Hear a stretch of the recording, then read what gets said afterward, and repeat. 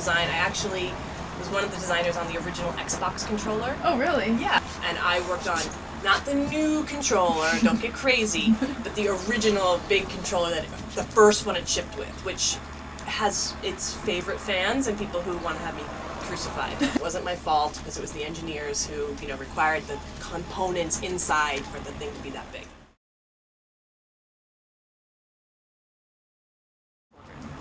I had a kid. I wasn't prepared for how much time away from my life my daughter was going to take. Meaning, when she was first born, I could not do a thing. Not anything creative of any kind. 100% of the time I was taking care of her, and I wasn't really prepared for that. And of course, I had no choice, so I buckled down and did it. But the fact of the matter is I spent 2 years basically doing nothing creative.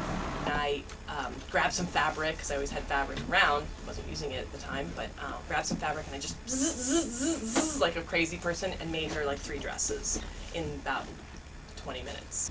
So I put her in them to go to Mommy and Me, and the response I got just off these 3 little dresses was pretty overwhelming, and it was great because, obviously it made me feel really good that I'd finally done something creative and I was getting a lot of feedback. Even if it's just a hobby and I'm not really making money right now, that's fine. So I just did it as a hobby. I sold literally I would bring suitcases with, 15 dresses that I whipped up in my house in random sizes that I didn't really know anything about sizing, and I just would make these pieces and bring them to my Mommy and Me class and open my suitcase like I was some kind of secret agent, be like, anyone want to buy a dress?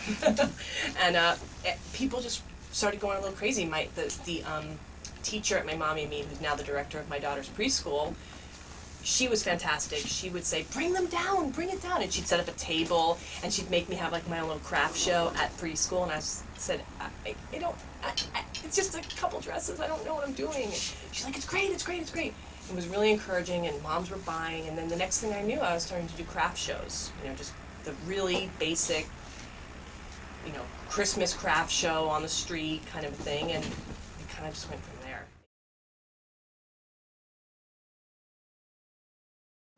No, Sandbox Rebel came a little bit later, so I spent about a year doing it on my own, maybe a little bit more, a year and a half-ish. We had known about each other. Jody Lee was doing her similar thing. She had this store in addition to, making clothes like I was doing. So she had a venue to sell them, which was both a blessing and a pain, because she had to keep the store full of inventory all the time every time you sell stuff to make more stuff. Whereas I just had to have enough for the next craft show. I had time between shows to build a little inventory. But so we were both struggling with the same situation of how do we maintain this and go to the next level. I decided the best thing to do would be just partner. Just throw in the towel and just figure out a way to make it work. And for me, the hardest part with partnering with anyone ever in my whole life for anything creative has always been that I am a designer. That's what I do. And unfortunately, in a business situation, 2 designers don't make a good team. I've learned that the hard way many times. You need to have a business person.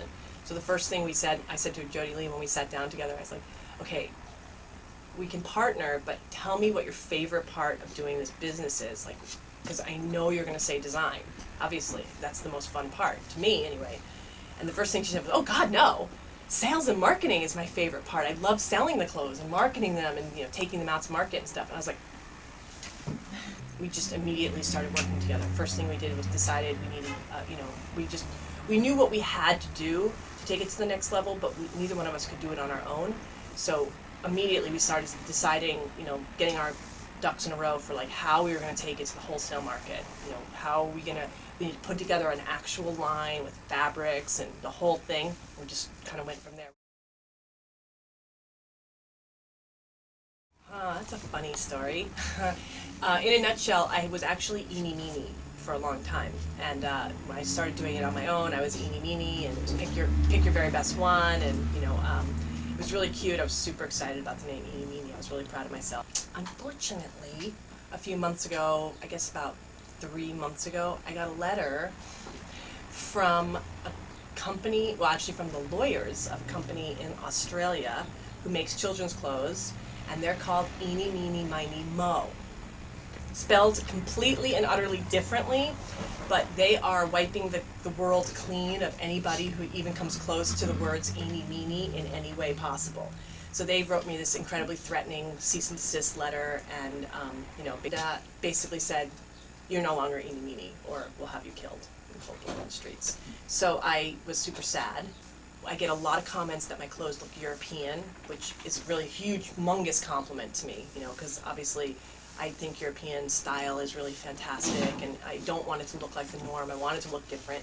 So somehow Dandy Social Club got stuck together, and I was like, wait a minute, it's kind of feeling good. So finally now I've gotten to the point where I've embraced it. But it was hard. It was hard to shed my other skin. And luckily Etsy was fantastic, and they changed my username and stuff, so it was cool. So now I'm Dandy Social Club. All my inspiration definitely comes from grown-up clothes. I only look at adult clothes. I do not look at kids' clothes. One of the reasons I started doing this is because all kids' clothes in my mind at the time were looking alike. I mean, the kids' market has gotten fantastic recently, and it's very competitive, and it's super hip right now, and that's awesome. I welcome the competition. I'm not one of those people who's like, those people are ripping me off. Like, I like it. It drives me to do more, work harder.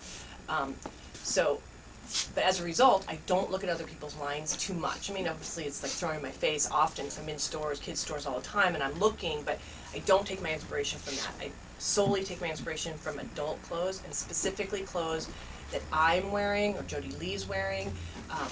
I know that people like to dress their kids the way that they dress themselves. It's super egotistical, I realize, but that's how it works. If you watch moms and kids, if a mom is preppy, the kid is preppy. That's just the way it is. People see them, the little children, as a reflection of themselves, and that's what people want.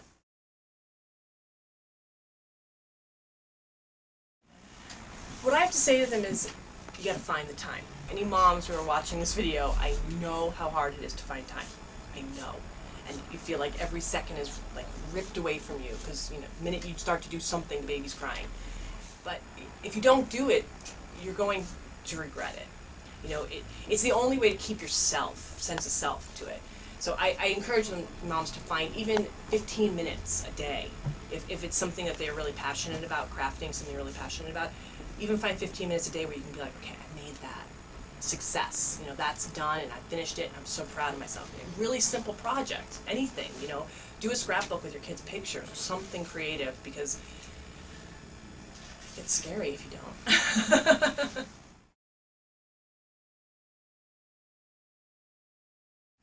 Take your time, I think. My advice is, don't get too big too fast. That's a big mistake, I think. I think that you need to start slow, test the market, see what works, see what doesn't work. And the other bit of advice I have, I think you need to focus. Find something you really love to make, and make them the best you possibly can. I think that a focused shop is a successful shop. People know that they can come to my store, they can expect quality clothes, really beautiful stuff, and that's what they're going to get in my store. They're not going to also maybe get a piece of jewelry and get this and get that, and take it one step at a time. Go slow.